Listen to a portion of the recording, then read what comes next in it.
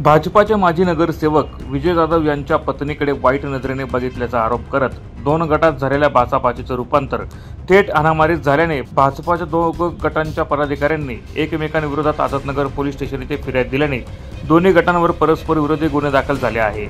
या घटनेचा अधिक तपास आझादनगर पोलीस करत आहे।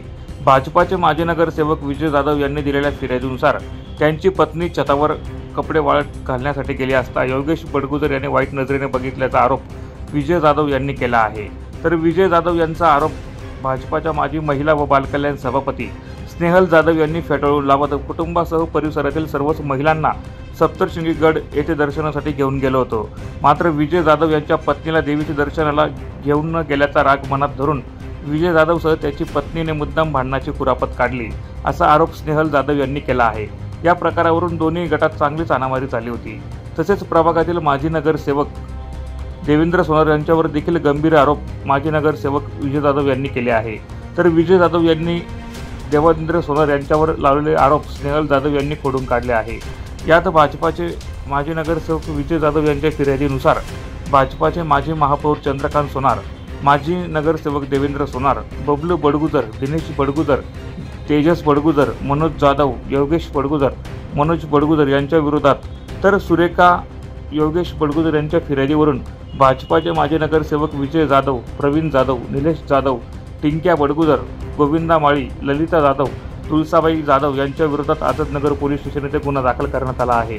दोन्ही गटांनी एकमेकांविरोधात परस्पर विरोधी गुन्हे दाखल केले आहे। या घटनेचा अधिक तपास आझादनगर पोलीस करत आहे।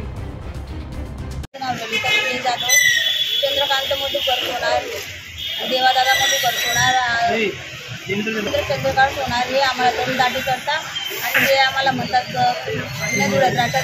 ते सगळे करून आमच्या फॅमिलीला सगळं आणि बाईला चांगल्या रीतीने बघत नाही, कोणती बाईला चांगल्या रीतीने बघत नाही, सगळ्यांना हे दम देतात। गामठाण मॅसेज वगैरे करताना जाणतात ते फोन लावून बोलतात तुझ्या बाईला माझ्या आणि योगेश बडगुजर हा वाईट नजरेने माझ्याकडे बघत होता। काल दुपारी जन्म झाली तो म्हणजे मला तर मी खाली गेल्यानंतर त्यांनी दखल केली आणि परत ते संध्याकाळी आम्ही मिटवून कंपनी केली आणि आलो तर त्यांनी मिटवणं केलं आणि मिटवणं झालं तर ते लगेच 9 वाजता ते प्लॅन करून उभेच होते चिंचेच्या झाडाखाली। लगे माझ्या नवऱ्याला सगळ्यांनी घेऊन मारलं, 10-12 जणांनी सगळ्यांनी मारहाण केली। त्यांनी कारणीभूत सगळे चंद्रकांत मधुकर सोनार आणि देवादादा आहे हे त्यांना साथ पाठिंबा हेच देणारे हे 8-9 जणांना काहीतरी तुम्ही बंदोबस्त करा, हे यांना मोका लावा नाही तर झिंड काढा यांची धुळ्यात। त्यांचे असं पहिले खूप बायांना छेडछाड धंदे करताय। हे बडगुजर फॅमिली पुरी 14वी गलीला परेशान करताय, दगडफेक भांडफेक करताय सगळ्यांना मेडिकलवर, त्याच्यावर सगळे गल्लीला कोणाची चौकशी करा। माझी खूप विनंती आहे तिथे पूर्ण धुळ्याला परेशान करताय हे सगळे आम्ही उपोषणला बघू। पूर्ण महिलाला हे त्रास देत आहे, आज आम्हाला देत आहे तर पूर्ण धुळ्याच्या महिलाला त्रास देते। त्या दिवशी आम्ही आमच्या प्रभागातील महिलांना देवदर्शनासाठी आपल्या सप्तशृंगी देवीच्या गडावर घेऊन गेलेलो होतो। तर आम्ही गडावर गेलेले असताना माझे काका घरी होते, योगेश बडगुजर। तर विषय असा झाला की काहीतरी क्षुल्लक कारणावरून विजय जाधव यांची पत्नी ललिता जाधव यांनी माझ्या काकांवर खोटा आरोप केला की तू माझ्याकडे बघत होता, माझ्याकडे बघून हसत होता, असा तिने काहीतरी विचित्र आरोप केला। त्यानंतर ते आरोप झाल्यानंतर तिचा जो मुलगा आहे निलेश जाधव तो आला आणि तावातावाने माझ्या काकांना मारू लागला, लाथाबुक्क्यांनी त्यांना मारहाण केली। आता तो वयाने लहान असल्यावर माझ्या काकांनी काही त्याला मारहाण केली नाही। तो विषय झाला आणि संध्याकाळी पुन्हा त्यांनी भांडणाला सुरुवात केली आणि या भांडणामध्ये आमचा फारसा काही संबंध नव्हता तरी सुद्धा ते आम्हाला शिवीगाळ करत होते, अभद्र शब्द आमच्या घरातील महिलांसाठी ते वापरत होते। त्यांनी असा छेडखानीचा सुद्धा त्यांनी प्रकार या ठिकाणी केलेला आहे। पण विषय असा आहे की आताच आपल्या धुळे शहरामध्ये मागे जी पूजा बागुल नावाची विवाहित महिला आहे तिचा जो निगृणपणे तिथं हत्या करण्यात आलेली आहे। तर त्या हत्येमध्ये विजय जाधव, त्याचा लहान भाऊ निलेश जाधव, त्यांच्या पूर्ण परिवाराचा या गोष्टीमध्ये हात आहे। त्यांनी त्या विजय जाधवच्या आईने, विजय जाधवने, निलेश जाधव, प्रवीण जाधव आणि सचिन जाधव यांनी जादूटोना असा काहीतरी प्रकार त्यांच्या घरात चालू राहतो आणि हाच प्रकार वापरून त्यांनी जादूटोणा करून आणि टर्माईचे इंजेक्शन्स देऊन त्या विवाहित महिलेचा त्यांनी त्या ठिकाणी घात केलेला आहे आणि ती महिला अगदी तरफडून मरेपर्यंत ते तिथं तिच्या बाजूला उभे राहून अगदी चहा पित होते. ती महिला मरेपर्यंत ती मेली ही खात्री करेपर्यंत ते तिथं थांबलेले होते. आणि या सगळ्या अशा गोष्टी होत असताना ते टर्माईचे इंजेक्शन्स आमच्या प्रभागात सुद्धा आता आमचे लहान लहान मुलं आहेत त्यांना सुद्धा त्या इंजेक्शनची सवय लावताय. माझ्या स्वतःच्या भावाला त्यांनी सवय लावलेली बबलू बडगुजरला. तर आमचं असं म्हणणं आहे की त्यांच्याबद्दल तुम्ही त्वरित कारवाई करा. आम्ही SP साहेबांना सुद्धा निवेदन द्यायला जाणारच आहे. आणि अजून एक गोष्ट की त्यांनी या सगळ्या भांडणामध्ये आमच्या प्रभागातील ज्येष्ठ नगरसेवक आम्ही ज्यांना मानतो असे आमचे सन्माननीय चंद्रकांत बापू सोनार आणि माझ्या मोठ्या भावाप्रमाणे मी ज्याला मानते देवादादा सोनार यांचं सुद्धा नाव ते बदनाम करताय. तसं पाहिलं तर यांचा दोघांचा आमच्या या भांडणाशी कुठलाही संबंध नाहीये दूरपर्यंत, तरी सुद्धा ते आता यांचं नाव मध्ये घालताय.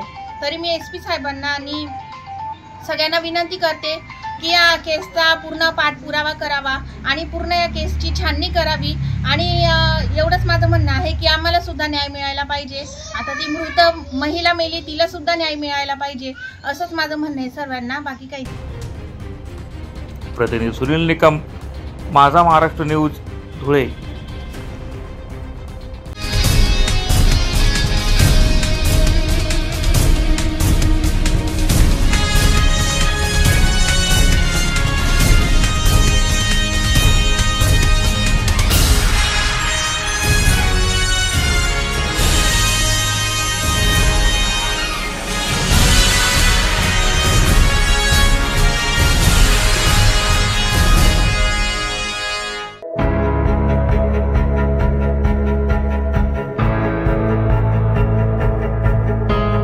महाराष्ट्र राज्याचे मुख्यमंत्री देवेंद्र फडणवीस यांचा वाढदिवस धुळ्यात रक्तदानाने साजरा करण्यात आला आहे.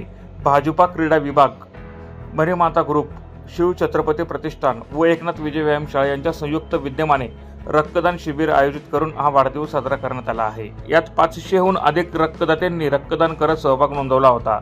रक्तदान करणाऱ्या रक्तदात्यांना पाण्याचा 20 लिटरचा जार, 1 वर्षांचा अपघाती विमा व 1 महिना मोफत जिमची सोय भाजपा क्रीडा विभागाच्या वतीने करून देण्यात आली होती. त्यामुळे रक्तदात्यांनी रक्त देण्यासाठी उत्स्फूर्त असा सहभाग नोंदवला होता.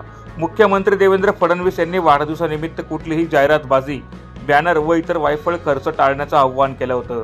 त्या बदल्यात मुख्यमंत्री सहाय्यता निधीला मदत करण्यासह विधायक उपक्रम राबवण्याचे आवाहन केलं होतं. मुख्यमंत्र्यांच्या या आवाहनाला प्रतिसाद देत भाजपा क्रीडा विभागाच्या वतीने रक्तदान शिबिर राबवत स्तुत्य असा उपक्रम राबवण्यात आला आहे.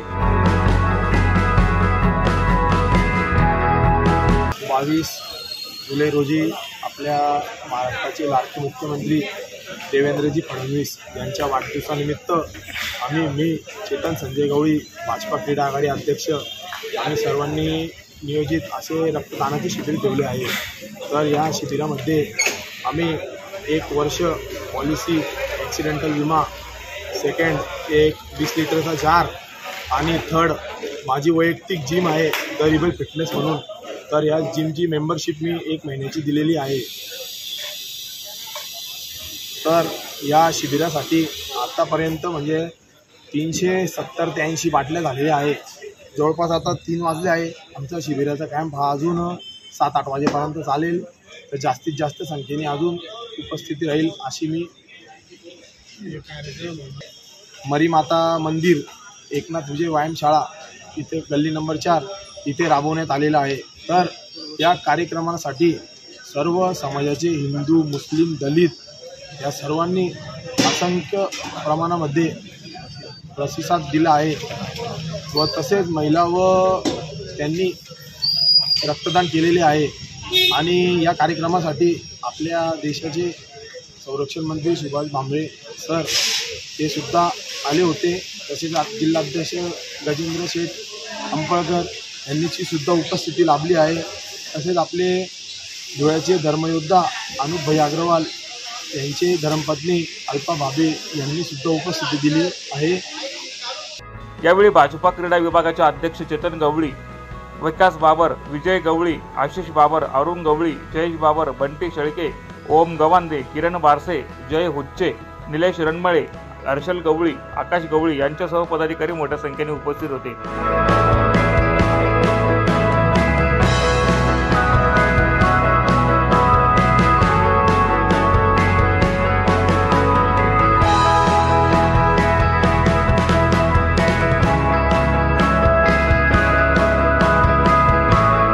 प्रतिनिधी सुनील निकम, माझा महाराष्ट्र न्यूज, धुळे.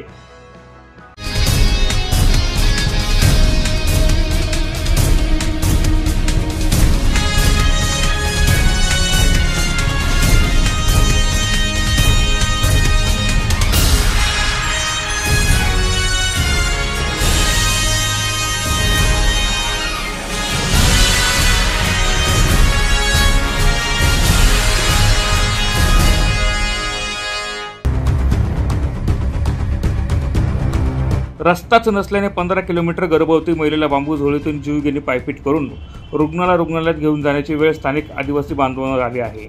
हा प्रकार नंदुरबार जिल्ह्यातील अक्कलकुवा तालुक्यातील ग्रुप ग्रामपंचायत कुकडी पादर मध्ये येणाऱ्या केवडी गावात घडला आहे. पांढरा माती मेन रस्तापर्यंत 7-8 किलोमीटर जीवघेणी पायपीट करून वडपळी आरोग्य केंद्रात जावे लागत आहे. त्यामुळे आदिवासींच्या जिल्ह्यात आदिवासी बांधवांचे हाल होत असल्याचा धक्कादायक प्रकार समोर आला आहे. नंदुरबार जिल्ह्यात विविध विकास कामांसाठी दरवर्षी कोट्यवधी रुपयांचा निधी येतो, मग या भागातील रस्ते का होत नाही? लोकप्रतिनिधी फक्त निवडणुकीपुरताच आश्वासन देतात का? प्रत्यक्षात लोकप्रतिनिधींसह प्रशासन काम का करत नाही? असे अनेक सवाल या निमित्ताने उपस्थित होत आहे.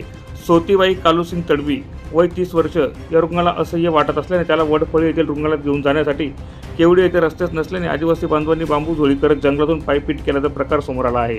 त्यामुळे गेल्या अनेक वर्षांपासून आदिवासी बांधव या भागात मरण यातना भोगत असल्याचे दिसत आहे. आदिवासी बांधव मुख्य प्रवाहात कधी येतील असा प्रश्न या प्रकारामुळे समोर येत आहे. नमस्कार. नंदुरबार जिल्ह्यातील अक्कलकुवा तालुक्यामधील ग्रुप ग्रामपंचायत कुकडीपादरमध्ये येणारं गाव केवडी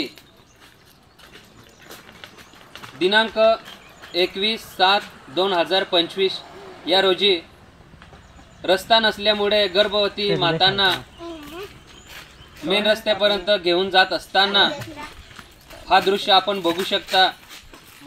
आम्हाला इथून PSC ला जायला भारत स्वतंत्र होऊन पण आतापर्यंत आम्हाला रस्ता सुद्धा नाही आहे. इथून जवळपास आम्हाला PSC ला जायला 10 ते 15 किलोमीटर गाठावा लागत असतो.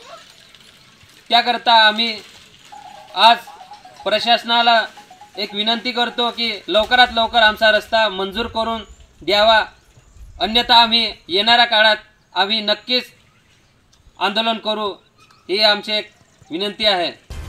अनेक लोकप्रतिनिधींनी अनेक वेळा रस्ता करून देण्याचं आश्वासन दिलं, मात्र लोकप्रतिनिधींचं आश्वासन फक्त निवडणुकीपुरताच मतदान घेण्यासाठी होतं का?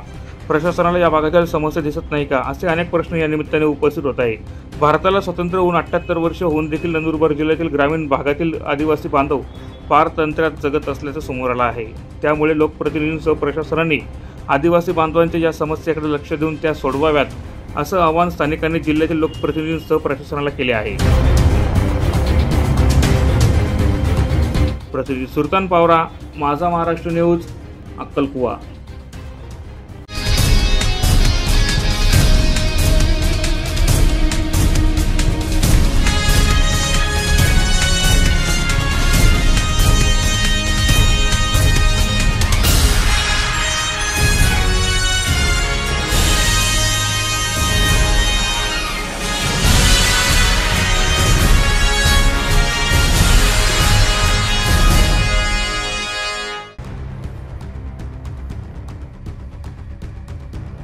नंदुरबार जिल्ह्यातील एक कष्टकरी पशुपालक आणि दुग्ध व्यावसायिकाच्या जीवनावर दुःखाचा डोंगर कोसळला आहे. प्रसाद रामकृष्ण मराठे यांच्या लाडक्या सायना गायीचा अकाली मृत्यू पशुसंवर्धन खात्याच्या अपुऱ्या सुविधा आणि उपचार यंत्रणांच्या कमतरतेचे जळजळीत वास्तव समोर आणतो. सायना ही केवळ गाय नव्हती, तर मराठे कुटुंबाच्या आर्थिक आणि भावनिक जीवनात अविभाज्य भाग होती. 15 दिवसांपूर्वी व्यालेल्या सायना दररोज 16 लिटर दूध देत होती. मात्र अचानक प्रकृती खालावल्याने संपर्क साधूनही योग्य उपचार व निदान न मिळाल्यामुळे सायनाचा मृत्यू झाला. सायनाची वेदना हजारो पशुपालकांचे वास्तव. प्रसाद मराठे यांनी अश्रूंनी डबडबल्या डोळ्यांनी मांडलेली व्यथा हृदय हेलावून टाकणारी होती. ब्लड बँक, एक्सरे मशीन किंवा CT स्कॅन असते तर सायना आज हयात असती. जिल्ह्यात मूलभूत पशुवैद्यकीय सुविधा नाहीत. नंदुरबारसारख्या आदिवासी बहुल आणि कृषीप्रधान जिल्ह्यात जिथे शेकडो पशुपालकांचा उदरनिर्वाह दुधावर अवलंबून आहे, तिथं अद्यापही ब्लड टेस्ट, एक्सरे, सोनोग्राफी व CT स्कॅन यांसारख्या तपासण्या पशूंना उपलब्ध नाहीत. औषधे असूनही निदानाचे तंत्र नाहीत. आपत्कालीन सेवा नाही. आधुनिक यंत्रसामुग्रीचा पूर्ण अभाव. सायना 1 लाख मोलाचा आर्थिक आधार. मार्केटमध्ये 80,000 रुपये किंमत असलेली सायना ही मराठी कुटुंबाची कमाई आणि उद्योजकतेचा कणा होती. तिच्या मृत्यूमुळे केवळ आर्थिक नुकसान नाही, तर एक पिढ्यांचं विश्वास हरपल्यासारखं दुःख त्यांच्या घरात पसरलं आहे. प्रशासन जागा होईल तेव्हा किती सायना बळी जातील. हा प्रकार केवळ प्रसाद मराठे यांच्या पुरता मर्यादित नाही. जिल्ह्यात दरवर्षी अनेक पशु योग्य उपचार न मिळाल्याने मृत्युमुखी पडतात आणि या प्रत्येक मृत्यूमागे प्रशासकीय दुर्लक्ष, यंत्रसामग्रीचा अभाव आणि नियोजन शून्यता असते. जनतेची आर्त मागणी. पशुपालक, शेतकरी, युवक उद्योजक आणि सामाजिक संस्था यांच्यातून आता एकच आग उमटते. प्रशासनाने तातडीने जिल्ह्यातील पशुवैद्यकीय सुविधांना यंत्रसामग्री, अत्याधुनिक तपासणी केंद्रे आणि प्रशिक्षित कर्मचाऱ्यांची भर घालावी. अन्यथा अशा अनेक सायना या व्यवस्थेच्या हलगर्जीपणामुळे हरवत जातील. पशुपालकांच्या डोळ्यातील अश्रू कधीच सुटणार नाही. आम्ही एका हेतूने बनवतोय. पशुपालकाच्या भावना आणि अडचणी समजून घ्यायला पाहिजे याच्यासाठी हा व्हिडिओ आहे. हा व्हिडिओ पशुसंवर्धन आयुक्त नंदुरबार, हा व्हिडिओ स्थानिक लोकप्रतिनिधी यांच्यासाठी विशेष आहे. आमच्या जिल्ह्याचे लाडके आमदार चंद्रकांत रघुवंशी, आमच्या जिल्ह्याचे लोकप्रिय आमदार माजी मंत्री विजयकुमार गावित यांनी स्वतः या व्हिडिओची दखल घ्यावी म्हणून हा व्हिडिओ आहे. मी एक सामान्य पशुपालक आहे आणि मी गेल्या 18 वर्षापासून पशुपालनाचा व्यवसाय करतोय, दुग्ध व्यवसाय करतोय. जीवनात यश अपयश येत असता माझ्या आयुष्यात उद्योगामध्ये अनेक असे प्रसंग मी अनुभवले आणि पचवले सुद्धा. आजची माझी सायना नावाची वासरी जवळजवळ 8 वर्षापासून मी इथं संगोपन केलंय आणि इथं मृत्यू झाला. त्याचं वाईट वाटतं, परंतु तो मृत्यू का झाला त्याचं कारणच आजपर्यंत मला समजलेलं नाही. गेल्या 25 जूनला डिलिव्हरी झालेली आहे आणि 25 जूननंतर सर्व प्रक्रिया व्यवस्थित पार पडल्या आणि साधारण 8 ते 10 दिवसाआधी ती आजारी पडली. आजारी पडल्यानंतर माझ्याकडे उच्च शिक्षित आणि अनुभवी एकदम अशी परफेक्ट टीम म्हणू आपण, असं पशुसंवर्धन विभागाचे सर्व लोक मला सहकार्य करतात. अनुभव आणि ज्ञान याचं कॉम्बिनेशन करून मी हा व्यवसाय करत असतो. 8 दिवसापूर्वी आजारी पडल्यानंतर मी माझे पशुसंवर्धन अधिकाऱ्यांशी संपर्क केला. त्यांनी सांगितलं की किटोसिसचा म्हणजे तिला पोटात काहीतरी गर्भारपणा प्रसूतीनंतर पोटात काही आजार निर्माण होतात, त्याच्यामुळे चारा पाणी कमी करता असं सांगण्यात आलं. त्याच्यावर उपचार झाला आणि दिवसेंदिवस गाय ही चारा पाणी कमी करत गेली. आम्ही सर्वांनी खूप प्रयत्न केले. त्याच्यात पशुसंवर्धन अधिकारी डॉक्टर श्रीकांत बालकेडे, पशुसंवर्धन अधिकारी डॉक्टर बाबरे, LSS वळवी यांनी वेळोवेळी माझ्यासाठी नव्हे तर गायीसाठी त्यांचा अमूल्य वेळ दिला. त्यांचे सर्व कौटुंबिक कार्यक्रम बाजूला ठेवून सुद्धा ते माझ्या शेडवर दर 2 तासांनी फोनवर व्हिजिट होत होती. दररोज 1 तास माझ्या शेडवर घालवत होते. डॉक्टर वानखेडे यांचे तर आजोबा वारलेले असताना सुद्धा ते माझ्याशी फोनकडे पशुसंवर्धनासाठी लागणाऱ्या ज्या टेक्निकल गोष्टी आहे त्याच्यामध्ये आपला जिल्हा खूप कमी आहे. आपल्याकडे चांगल्या ब्लड बँक नाही. पशुचे रक्ताचे नमुने घेऊन त्याला कोणते आजार होत आहे हे समजण्यासाठी एक बँक आवश्यक आहे. ती असायला हवी होती. ती जर राहिली असती तर कदाचित माझी सायना नावाची वासरी वाचली असती. त्याच्यानंतर डॉक्टरांचा असा अंदाज आहे की पोटामध्ये काहीतरी फॉरेन्सिक म्हणजे काहीतरी प्लास्टिक म्हणा किंवा लोखंडी खिळा म्हणा तो शरीरात गेला असेल आणि त्याच्यामुळे तिला अपचनाला त्रास होऊन तिचा मृत्यू झाला असेल. तर आपल्याकडे एक्सरे सेंटर हवं होतं, सोनोग्राफी सेंटर हवं होतं आणि ते जर असेल तर ते चालू आहे का नाही ते सुद्धा माहिती हवी. तर सर्व लोकप्रतिनिधींना हात जोडून विनंती आहे की तुम्ही तुमचं राजकारण करा, त्याच्याबद्दल मला काही बोलायचं नाही, परंतु एक पशुपालक म्हणून तुम्ही जर शेतकऱ्याचं खरंच तळमळ असेल तर या गोष्टी आणण्यासाठी वैयक्तिक तुमचे सर्व दुरावे बाजूला ठेवून शेतकऱ्यासाठी या गोष्टी या जिल्ह्याला आणून द्या. आणि प्रशासन मला नेहमी सहकार्य करते तरी, परंतु प्रशासनाला सुद्धा विनंती आहे की जे वर बसलेले अधिकारी त्यांनी सुद्धा पशुपालकाच्या अडचणी जाणून घेऊन त्यांनी सुद्धा डिपार्टमेंटली या गोष्टी मागवा. विनंती आहे, माझं नुकसान भरून निघणारं नाहीये. मी शासनाकडनं कोणतीही वैयक्तिक आर्थिक मदत कधीच मागणार नाही. परमेश्वराने मला दिलेलं आहे, मला काही नको किंवा मी माझ्या मनगटात जोर आहे, मी भरून काढेल. परंतु जे गरीब गोरगरीब आदिवासी जनता आहे त्यांचं नुकसान होऊ नये म्हणून हा व्हिडिओ आहे. धन्यवाद. प्रतिनिधी प्रवीण चव्हाण, माझा महाराष्ट्र न्यूज, नंदुरबार.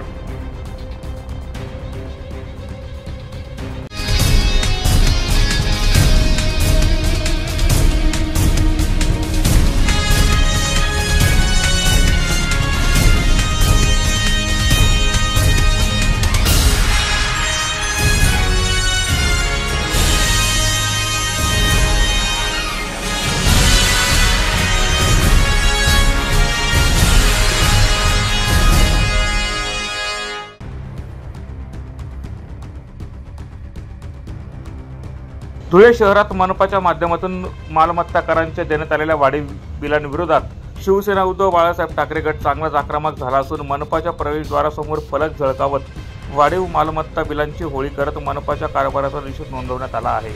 यावेळी मनपा प्रशासनाच्या विरोधात जोरदार घोषणाबाजी देखील करण्यात आली. धुळे महानगरपालिका ड वर्गात मोडत असल्याने मग अ वर्गाचे मालमत्ता बिल कशासाठी? पूर्वीचा दर 26% होता, तो अचानकपणे वाढवून 36% करण्यात आला. त्यावर देखील लोकांच्या नाराजीनंतर 36 वरून 30% करण्यात आला. 4% वाढ झालेली किंचित वाढ अपेक्षित होती.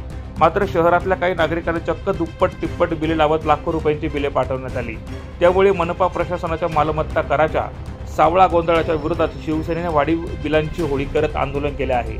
यावेळी शिवसेना जिल्हा प्रमुख अतुल सोनवणे, भगवान करंकाळ, उपजिल्हा प्रमुख नरेंद्र परदेशी, महानगर प्रमुख धीरज पाटील, भारत मोरे, संदीप सूर्यवंशी, निंबा मराठे, सुनील पाटील यांच्यासह सेनेचे पदाधिकारी मोठ्या संख्येने उपस्थित होते.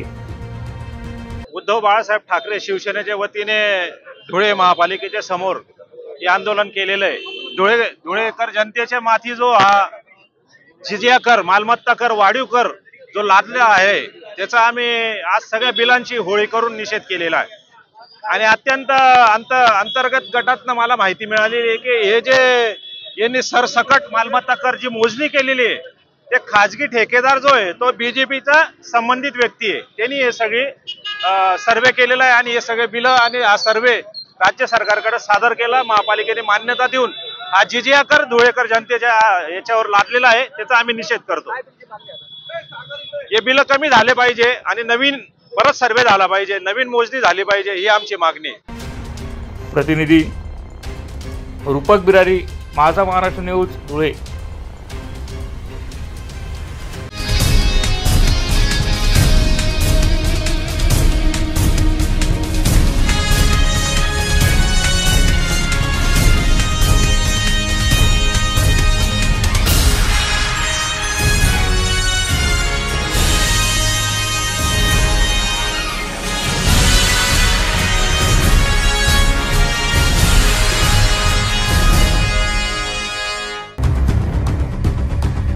शिरपूर तालुक्यातील महाराष्ट्र शासनाच्या सामाजिक न्याय व विशेष सहाय्य विभागाच्या वतीने कैलासवासी बापूसो NZ मराठी विधायक संस्था ताळनेर संचलित येथील अनाथमती मंद मुलांच्या बालगृहातील 2 मुलांचा दीर्घ आजाराने मृत्यू झाला आहे.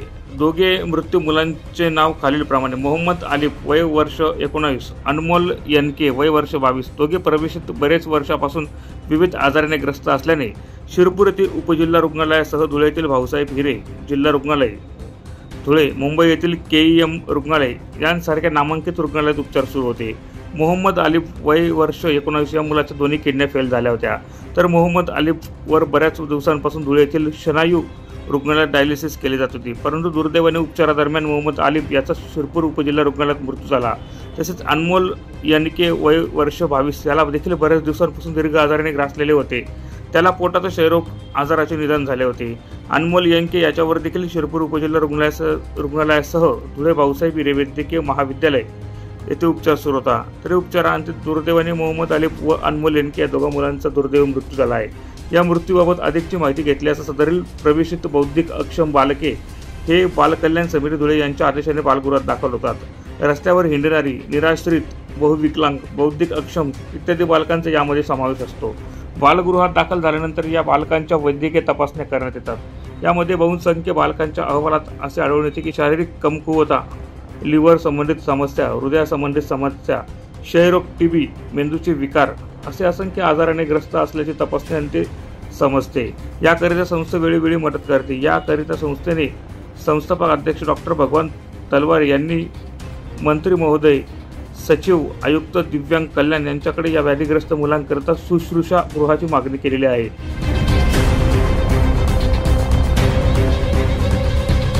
काही बापूसो एंजल मराठी विधायक संस्था ठाण्यार संचलित अनाथ प्रतिबंध मुलांचे बालगृह शिरपूर. मी दत्तानंद मोहन पाटील, वरिष्ठ मुख्याध्यापक शिरपूर. आमच्या बालगृहामध्ये माननीय बालकल्याण समिती यांच्या आदेशाने जी बालके रेल्वे स्टेशन, बस स्टँड, गावा शहरामध्ये बेवारसपणे हिंडताना दिसतात ते पोलिसांमार्फत किंवा समाज कार्यकर्त्यांमार्फत माननीय बालकल्याण समितीसमोर हजर केले जाऊन आमच्या बालगृहामध्ये ते प्रवेशित होतात.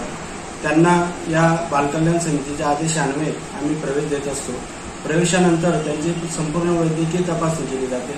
वैद्यकीय तपासणी दरम्यान आम्हाला समजते की या मुलांना मतिमंदत्वासोबत इतर व्याधींनी ग्रस्त ही बालके आहेत. उदाहरणार्थ त्यांना ऑटिझम, फिट्स येणे, इपिलेप्सी, त्यानंतर सीपी जे अस्थिव्यंग असतात, त्याचप्रमाणे ते मूकबधीर असे विविध व्याधींनी ग्रस्त असलेले बालके आमच्या बालगृहामध्ये प्रवेशित केले जातात. या बालकांना यासाठी विशेष शिक्षणाच्या माध्यमातून शिक्षण दिले जाते व उपचारासाठी उपजिल्हा रुग्णालय शिरपूर, भाऊसाहेब हिरे महाविद्यालय व रुग्णालय धुळे, KM रुग्णालय मुंबई यासारख्या मोठमोठ्या रुग्णालयातून या बालकांसाठी उपचार केला जातो. यासाठी संस्थेचं पाठबळ आम्हाला महत्त्वाचं आहे.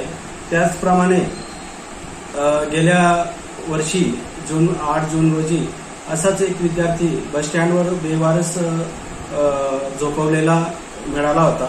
त्या बसस्टँड आगार प्रमुखांनी त्या बालकाला, जवळजवळ 7 ते 8 वर्षाचा बालक आहे, त्या बालकाला पोलीस स्टेशनमध्ये जमा करण्यात आलं. त्याच वेळेस आम्हाला आमच्या संस्थापक अध्यक्षांना एक कॉल आला की असा बालक या बस स्टॉपला मिळालेला आहे, तरी आपले कर्मचारी पाठवून द्या. तर आम्ही 2 लोक, आमच्या अधीक्षक व मी पोलीस स्टेशनला गेलो. तो बालक 7 वर्षाचा असतानाही बेवारस तिथे सोडून गेलेले होते. तो बालकाला बोलता येत नव्हतं. कमरेपासून तो पाय धरत नव्हता. असा इतर व्याधी म्हणजे बहुविकलांग असा बालक त्या पोलीस स्टेशनमध्ये जमा करण्यात आलेला होता. त्या बालकाला आमच्याकडे बालकल्याण समिती यांच्या आदेशाने प्रवेशित केले गेले. त्या बालकाची आमची वैद्यकीय तपासणीची जी प्रोसेस असते, बालक आल्यानंतर त्याची तपासणी केली असता त्याला एक किडनी त्याची निकामी झालेली होती. त्यानंतर बालकल्याण समिती यांच्या आदेशाने त्याचं जी निकामी किडनी होती तिचं रिमूव्ह केली गेली आणि आज आमच्या बालगृहामध्ये तो बालक सुदृढ असा आमच्या बालगृहात आहे आजही. परंतु या विद्यार्थ्यांपैकी आमच्या बालगृहातील दिनांक 17 जुलै रोजी मोहम्मद आलिम या विद्यार्थ्याचा उपचारादरम्यान आकस्मिक मृत्यू झाला.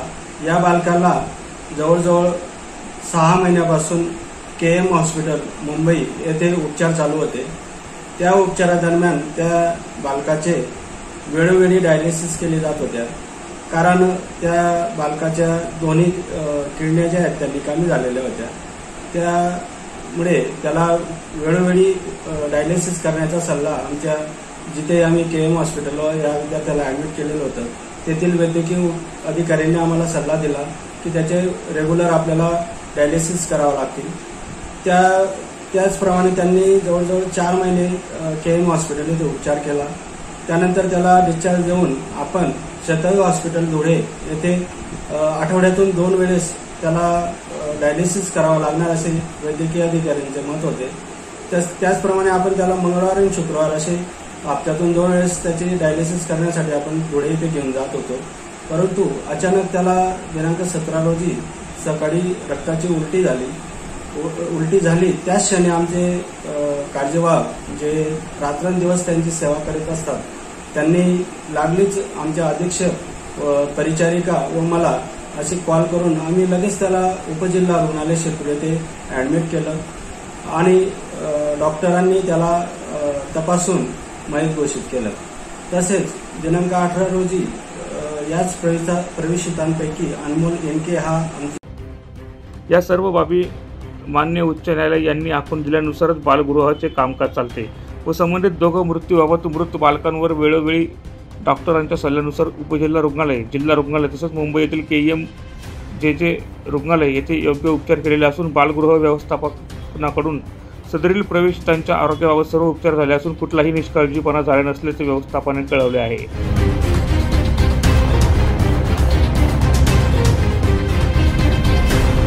प्रतिनिधी मधुकर शिरसाट, माझा महाराष्ट्र न्यूज, ठाणेर.